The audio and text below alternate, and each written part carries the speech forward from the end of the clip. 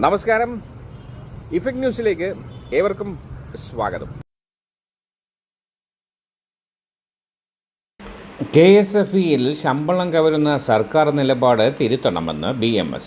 പൊതുമേഖലാ സ്ഥാപനങ്ങളുടെ ശമ്പള ഏകീകരണമെന്ന ലക്ഷ്യം നേടാൻ പ്രതിസന്ധി നേരിടുന്ന സ്ഥാപനങ്ങളെ ഉയർത്തിക്കൊണ്ടുവരുന്നതിന് പകരം KSFE പോലെയുള്ള മികച്ച സ്ഥാപനങ്ങളുടെ ശമ്പള ആനുകൂല്യങ്ങൾ വെട്ടിക്കുറയ്ക്കുന്ന തലതിരിഞ്ഞ നയം സർക്കാർ തിരുത്തണമെന്ന് BMS ദക്ഷിണ ഭാരത സഹസംഘടന സെക്രട്ടറി ശ്രീ MP രാജീവൻ ആവശ്യപ്പെട്ടു. സ്ഥാപനത്തിൻ്റെ ബാധ്യത ജീവനക്കാരുടെ മേൽ കെട്ടിവെക്കുന്ന തരത്തിൽ സ്റ്റാൻഡിംഗ് ഓർഡർ പരിഷ്കരിക്കാനുള്ള ശ്രമത്തെ ചെറുക്കുമെന്ന് അദ്ദേഹം മുന്നറിയിപ്പ് നൽകി. KSFE എംപ്ലോയീസ് സംഘ് സംഘടിപ്പിച്ച സെക്രട്ടേറിയറ്റ് ധർണ ഉദ്ഘാടനം ചെയ്ത് സംസാരിക്കുകയായിരുന്നു അദ്ദേഹം. കാലാവധി കഴിഞ്ഞ ശമ്പള കരാർ പുതുക്കണമെന്നും ഇടക്കാലാശ്വാസം ഉഭയകക്ഷി ചർച്ച നടത്തി തീരുമാനിക്കണമെന്നും അധ്യക്ഷത വഹിച്ച BMS സംസ്ഥാന സെക്രട്ടറി KV മധുകുമാർ ആവശ്യപ്പെട്ടു. 2014 മുതൽ ജോലിയിൽ പ്രവേശിച്ച ജീവനക്കാർക്ക് പെൻഷൻ സ്കീം നടപ്പാക്കണമെന്ന് ഫെറ്റോ സംസ്ഥാന പ്രസിഡന്റ് ശ്രീ SK ജയകുമാർ ആവശ്യപ്പെട്ടു.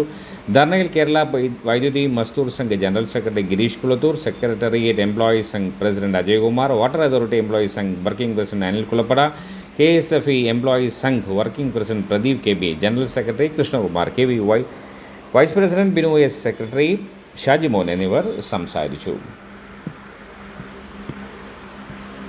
2022 എന്ന ഗവൺമെന്റ് ഉത്തരവ് വലിയ ഒരു വെല്ലുവിളിയായിരുന്നു. ആ ഉത്തരവിൽ നിന്ന് KSRTC, KSEB, Kerala water authority തുടങ്ങിയ പൊതുമേഖലാ സ്ഥാപനങ്ങളെ മാറ്റി നിർത്തുകയും, എന്നാൽ കാലങ്ങളായിട്ട് തുടക്കം മുതൽ ഇതുവരെ സർക്കാരിന് യാതൊരു ബാധ്യതയുമില്ലാതെ വർഷാവർഷം കോടിക്കണക്കിന് രൂപ ഗ്യാരണ്ടി കമ്മീഷന് ലാഭവിഹിതമായും എല്ലാം സർക്കാരിന് കൊടുത്തുകൊണ്ടിരിക്കുന്ന ഒരു പൊതുമേഖലാ സ്ഥാപനത്തെ എങ്ങനെ തകർക്കാം എന്നുള്ളതാണ് ഈ 131/2022 എന്ന സർക്കുലറിന്. പൊതുമേഖലാ സ്ഥാപനങ്ങളുടെ ശമ്പളം ഏകീകരിക്കുക എന്ന് പറയുമ്പോൾ നല്ല രീതിയിൽ ശമ്പള ഘടനയുള്ള KSFE, ബീവറേജസ് കോർപ്പറേഷൻ, KSEB മുതലായുള്ള സ്ഥാപനങ്ങളുടെ ശമ്പളം പൊതുവെ ശമ്പളം കുറഞ്ഞ മറ്റ് പൊതുമേഖലാ സ്ഥാപനങ്ങളിലേക്ക് താത്തുക എന്നുള്ളതല്ല ഉദ്ദേശിക്കുന്നത്. മറിച്ച് കുറഞ്ഞ നിരക്കിലുള്ള ശമ്പള ഘടനയിലുള്ള പൊതുമേഖലാ സ്ഥാപനങ്ങളെ ഉയർന്ന തലത്തിലേക്ക് ഉയർത്തിക്കൊണ്ടുവരിക എന്നുള്ളതാണ് തീർച്ചയായും ഈ ഒരു ശമ്പള പരിഷ്കരണം അല്ലെങ്കിൽ ഏകീകരണം കൊണ്ട് കേന്ദ്ര ഗവൺമെന്റ് അർത്ഥമാക്കിയിട്ടുള്ളത്.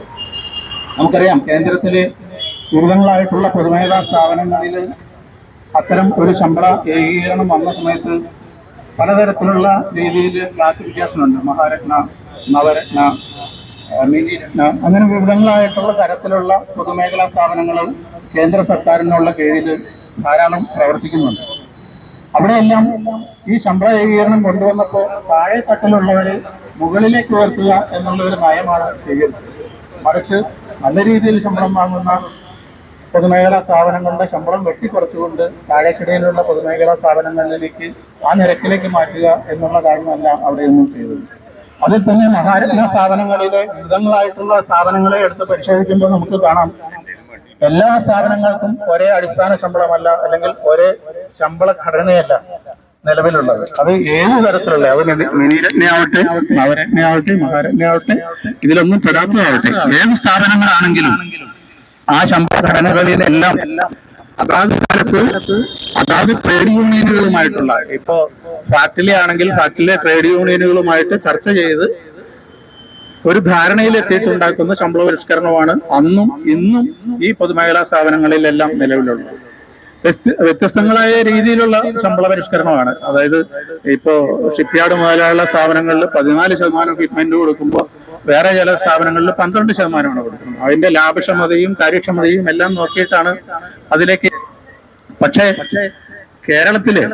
കേരളത്തിലേക്കുള്ള ഒരു സ്ഥാപനമായിട്ട് വളർന്നു വന്നുവെങ്കിൽ അതിന് പിന്നിലുള്ളത് ജീവനക്കാരുടെ കഠിന അധ്വാനം ഒന്ന് മാത്രമാണ്. നമുക്ക് തരക്കേടില്ലാത്ത രീതിയിൽ തീർച്ചയായിട്ടും ശമ്പളം കിട്ടുന്നുണ്ട്, അത് നമ്മൾ നിഷേധിക്കുന്നില്ല. പക്ഷെ അങ്ങനെ കിട്ടുന്നുണ്ട് എന്നുള്ളത് തന്നെയാണ് നമ്മൾ അധിക സമയം ജോലി ചെയ്ത് ഈ പ്രസ്ഥാനത്തെ വളർത്തുവാൻ വേണ്ടി ശ്രമിക്കുന്നതിന്റെ പിന്നിലുള്ള ഏക കാരണവും.